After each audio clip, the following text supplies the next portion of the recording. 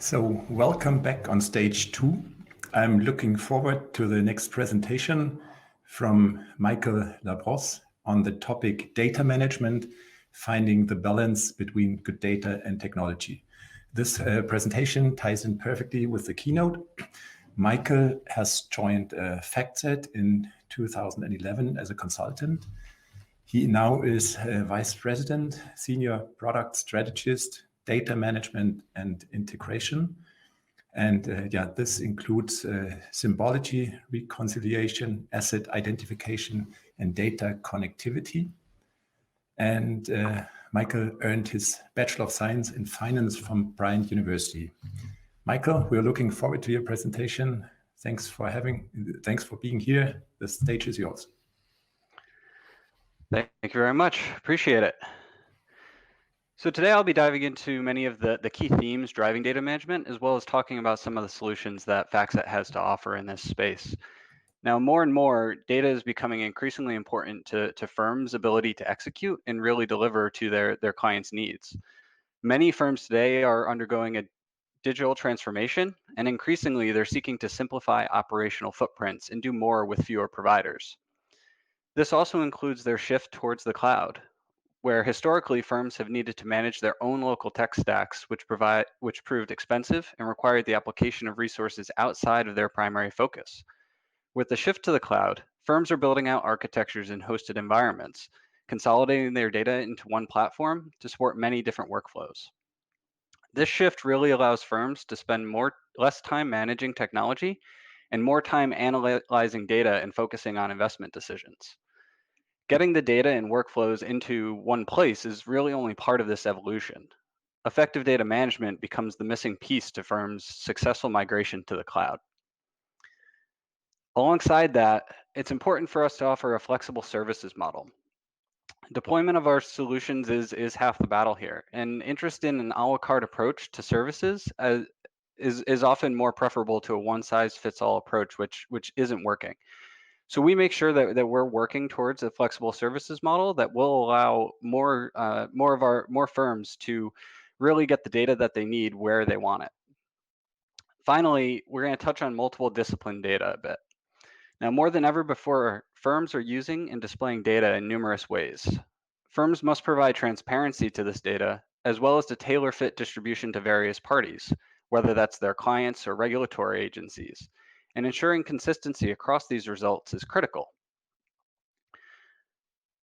I also want to touch on market and alternative data, which are increasingly viewed as enterprise assets, with firms finding multiple ways to implement these data sets and extract additional value.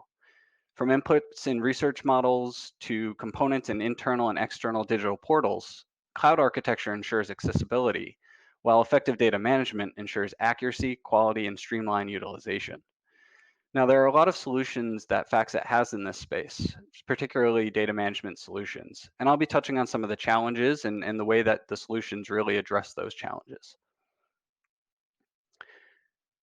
Now, what you're looking at on the right here is a wheel that kind of represents the content that FactSet manages today. And right at the center of that wheel is FactSet's Entity and Security Master, which many firms use today as a part of their data management process. Now, when it comes to data management, a lot of the challenges that firms run into come to data silos, disconnected symbology, or inconsistent or dirty data that might need to be deduped or cleaned up to really get the use out of it. FactSet's data management solutions is key in that process and solving for the connectivity issues between disparate data sets.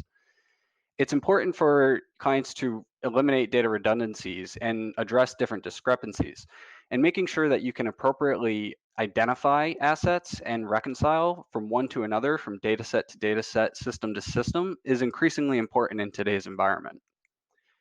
FactSet has spent more than 40 years at aggregating and connecting data, both structured and unstructured, to develop the solutions that we have here. And these are available through desktop analytics, mobile apps, data feeds, and APIs. And the byproduct of the wealth of this experience is our data management solutions, which really forms the hub of all FactSet content, but also the third-party content that we're integrating for the workstation or through our Open FactSet marketplace. And through DMS, FactSet empowers enterprise data management, risk analysis, regulatory and compliance, as well as sophisticated quantitative research with a number of historical point-in-time data sets. And moving on, FactSet's DMS model is centered around a entity-centric model. Now, we do this because we recognize that clients are increasingly moving away from single asset class investing and being able to identify not only the equities, but also fixed income or derivatives, as well as identifying things at the company level and specific real company assets becomes increasingly important. Now, accessing this content is one thing, but also connecting between different data sets becomes critical. On the left-hand side, you'll see a number of the different ways that firms have to connect into this model and get to FactSet's permanent symbology, both at the entity and security level. Market entity identifiers like CIK, LEI, SWIFT IDs are important ways to actually connect your firm's company content to FactSet's entity IDs, while we also cover things like ISIN, CUSIP, CEDAW, and the FIGI for the security level. Beyond that, we also offer a service around a FactSet concordance service, which allows clients to actually connect data using things like name or URL and other more descriptive information. This actually fills a gap where identifiers might not be available, particularly with things like private companies, which are increasingly important, we're seeing in the industry. Now, this connectivity becomes really important, as well as the connectivity between entities and securities when it comes to solving for the data management challenges that we touched on before. As you have disparate data sets spread out across your cloud or across your local databases, it's important to be able to connect those together to get the most out of your data assets. And this is really where an entity-centric scheme such as this becomes really powerful. Whether the data that you're tracking is at the company level or something that's more security-driven or listing market-driven, this model actually allows you to make sure that you are reconciling those and resolving those and identifying the same assets across the different data sets. Alongside that sits a robust offering of entity and security metadata, reference data that becomes important for powering a lot of those portals or really digging into and understanding and classifying the different assets that you're looking at. Key to this is the FactSet RIBIX data set, which actually offers a consistent granular offering that's a bottom up based on where companies, what products companies have and where they operate and where they derive their revenues from. Now that's a consistent classification across over 4 million entities, including publics and privates. On the security side, we do offer a large number of regulatory data fields, really allowing you to identify specific securities, where they operate, as well as what regulations might be important to those securities. This entity-centric model goes actually beyond just the links between entity and security, but also the relationships around entities themselves. FactSet offers a robust historical entity structure offering, which actually allows you to see for any given entity its entire parent structure as well as child structure, as well as credit parent and ownership affiliates, even beyond just its basic corporate hierarchy. This obviously becomes critical in understanding the relationships between different entities and securities, understanding exposure as well as risk, and overall your positions for a given company. Stepping beyond the entity-centric model just a bit, this really powers the FactSet Concordance service that I mentioned before.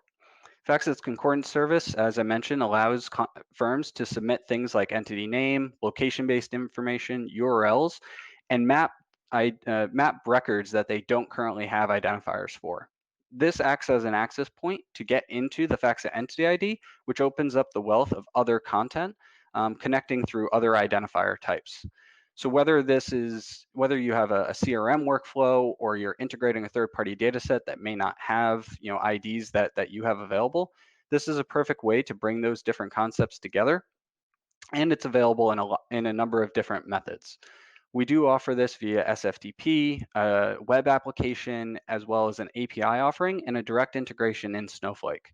As I mentioned before, the accessibility is increasingly important, and making sure that we're delivering solutions where our clients are operating is something that FactSet's very serious about.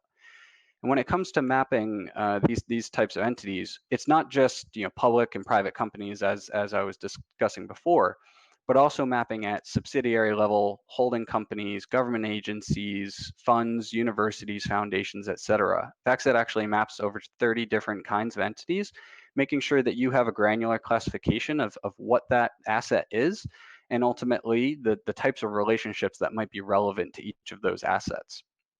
Now, this works off of a robust machine learning trained algorithm that will evaluate the strings that are submitted and ultimately determine what the appropriate match is.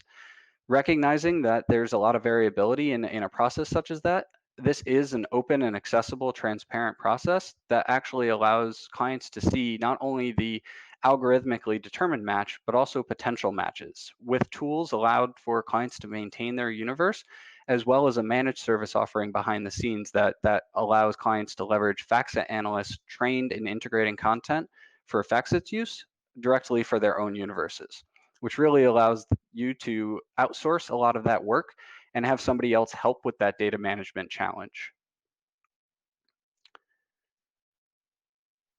Now, when it comes to where FactSet is today and how we are delivering these different types of solutions, it's really a three different tiers when it comes to what we're talking about here. There's all the content we have to offer, which includes FactSet's proprietary data, provider data that we've integrated, from third parties, whether that's, as I mentioned, through the workstation or part of the Open FactSet marketplace, as well as benchmark data and real-time data from the exchanges.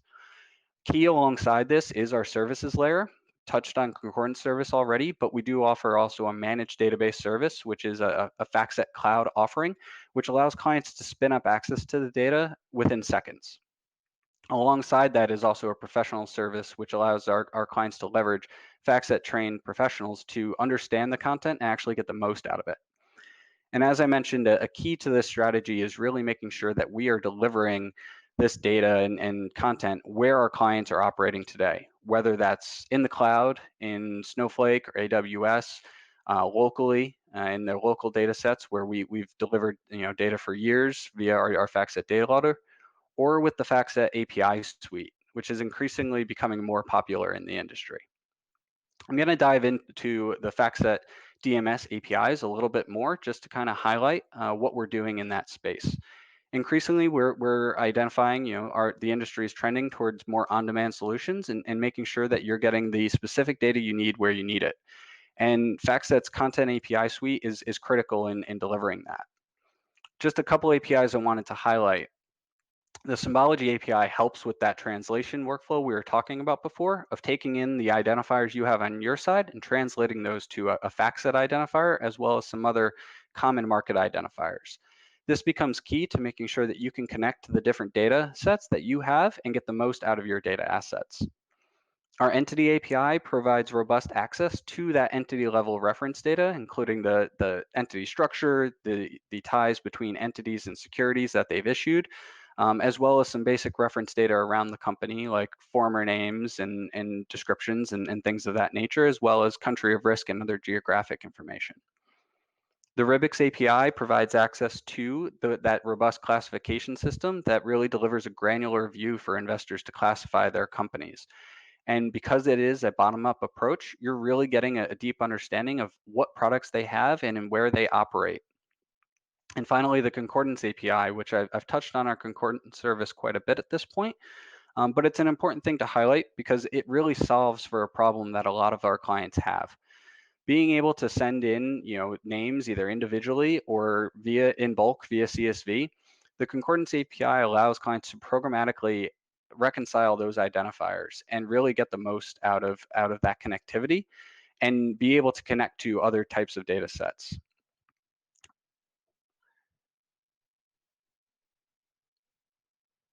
Now here on the right, I just wanted to showcase what this actually looks like in the FactSet developer portal. You'll see here that we have some of the basic endpoints that sit below our entity API. As I mentioned, entity reference is key, but we do offer a lot of flexibility in how this works with both GET and POST requests following the Open API standards.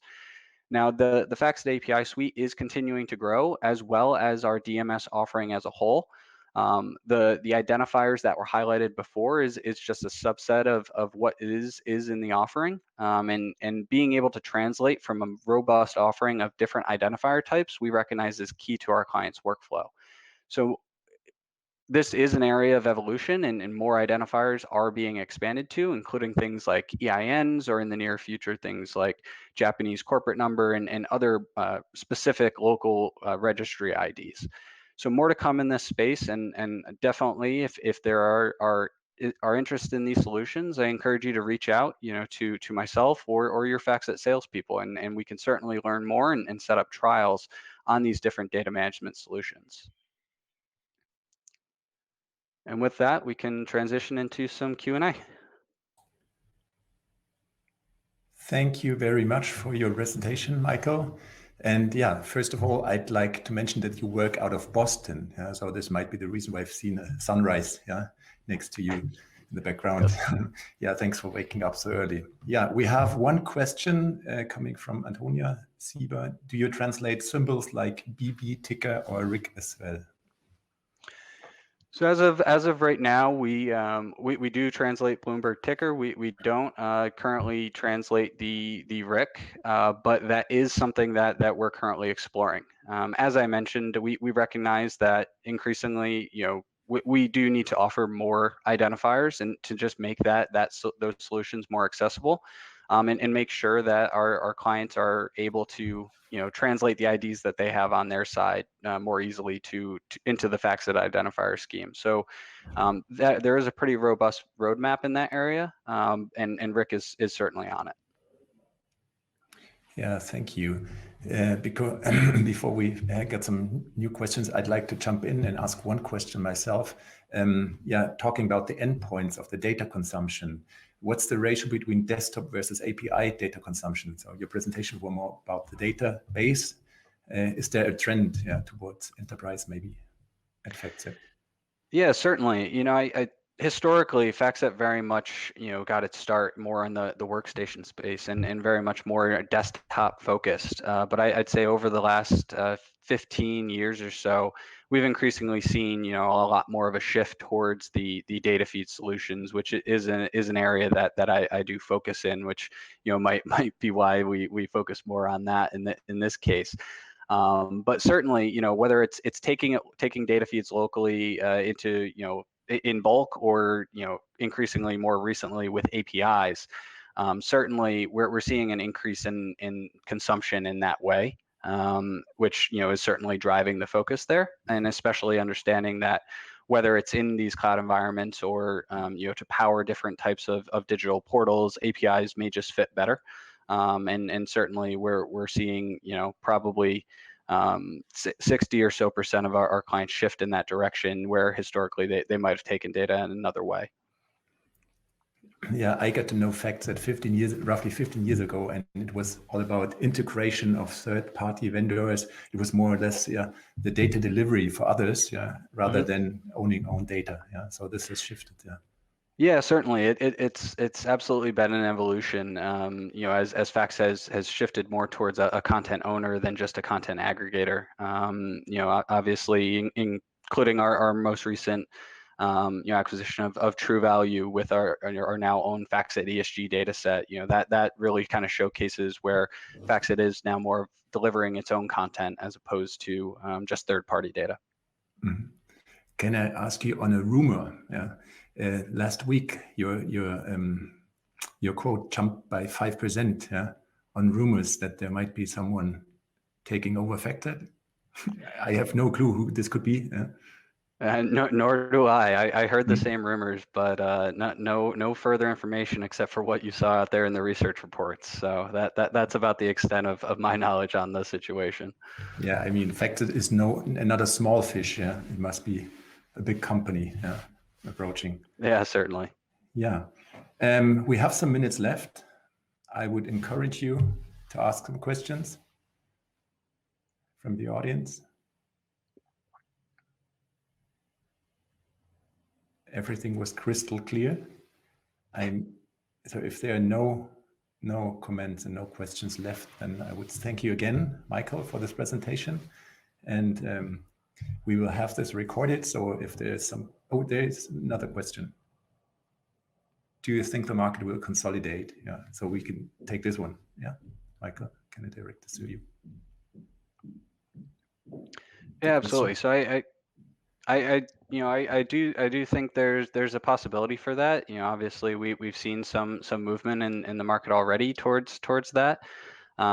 It's increasingly, I think, as you see the expansion with especially a lot of the smaller niche alternative data providers, it's natural that over time, as that evolves, more of that will start to get consolidated, and that's where data management really becomes increasingly important too, solving for those problems as more of these data sets come together, and to make sure that they work seamlessly as these different companies, either through partnership or acquisition or merger, that will become increasingly important, is kind of blending these different symbology or data schemes.